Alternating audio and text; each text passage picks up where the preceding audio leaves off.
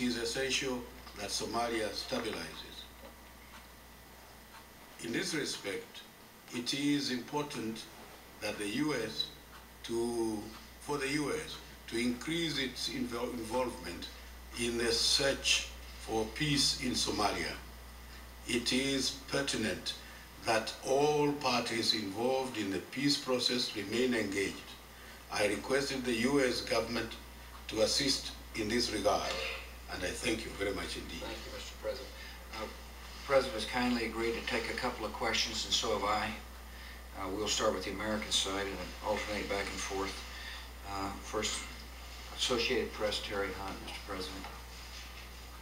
Thank you, Mr. President. Mr. President, do you think that Israel's airstrike in Syria was justified?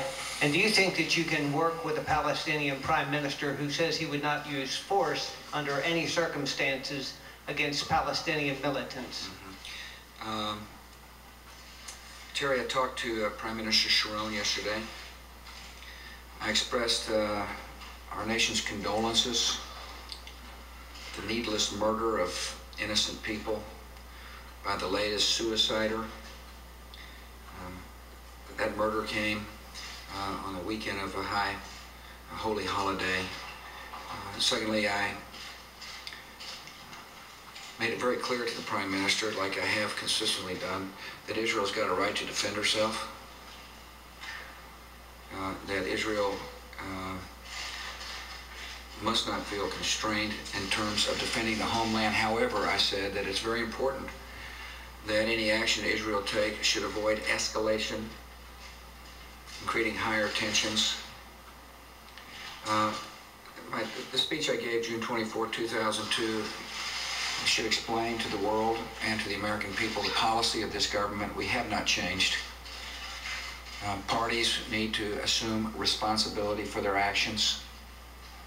In order for there to be a Palestinian state, the Palestinian Authority must fight terror and must use whatever means is necessary to fight terror. In order for this roadmap, which is a way to get to a peaceful settlement, people have got to assume responsibility.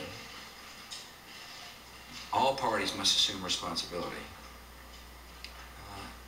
The Palestinian Authority must defeat the terrorists who are trying to stop the establishment of a Palestinian state, a peaceful state, in order for there to be peace. Mr. President, want to call on somebody?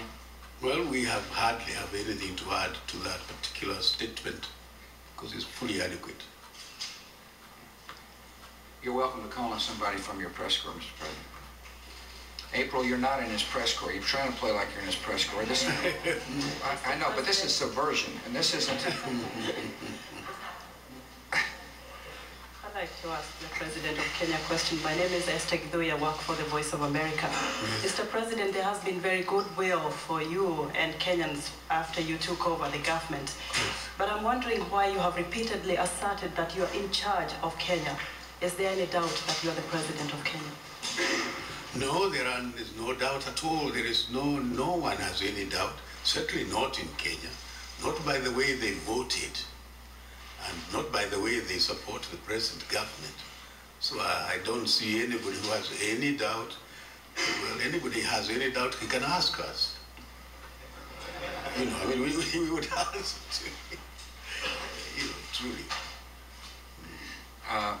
Steve Holland. Thank you, Mr. President. What is the purpose of the Iraq Stabilization Group? And is this an acknowledgement that the effort to stabilize Iraq is flagging? Does it diminish the authority of Secretary Rumsfeld? Yes.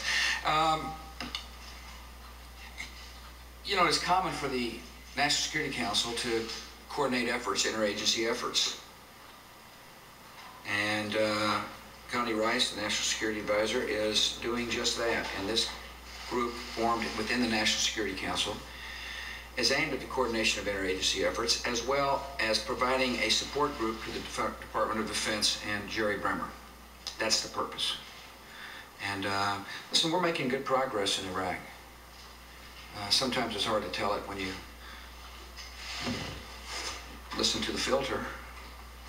we're making good progress. I had Bernie Carrick came in the other day, and he described to me what it was like to set up a police force in Baghdad right after our successful efforts there. I was really impressed. I was impressed by his work. I was impressed by the spirit of the Iraqi citizens, desirous to start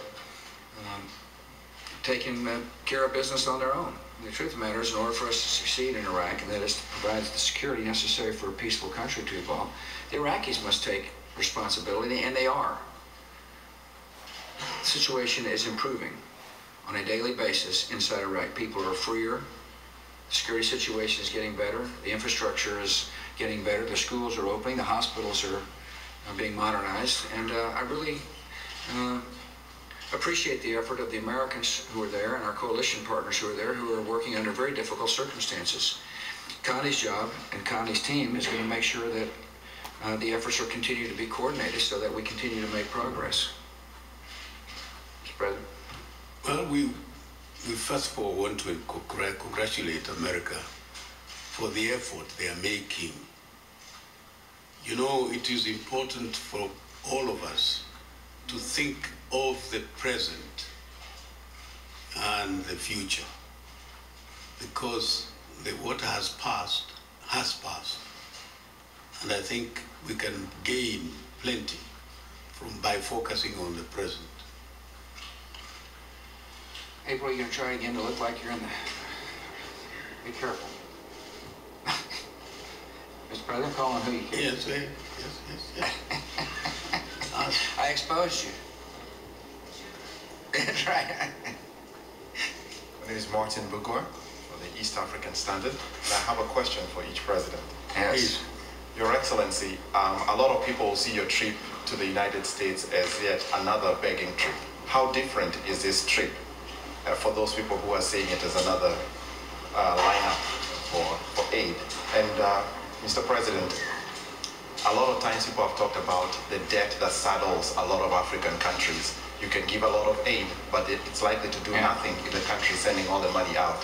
Are you looking to use your influence in the G8 and the Bretton Woods institution to probably try and ease that, perhaps even forgive the debt for progressive countries? Thank you. Well, first, for us, I don't think that we are in any way one of those countries which gain nothing or add nothing. But we definitely do gain by talking to friends like America and seeking help. Now, if you are seeking for help, you cannot adequately say publicly whether it is adequate or whether it is not. So, really, if you are asking for help, you really don't ask, you don't say how much. And so, really, the question should not be asked or me. Let me tell you, in many ways, we're the country asking for help. We asked the president of Kenya for help in fighting terror, and the response has been strong. And we appreciate that response. We support HIPAA. We'll continue to support HIPAA. We also support trade with Kenya, and the president, in talking about what he would like to see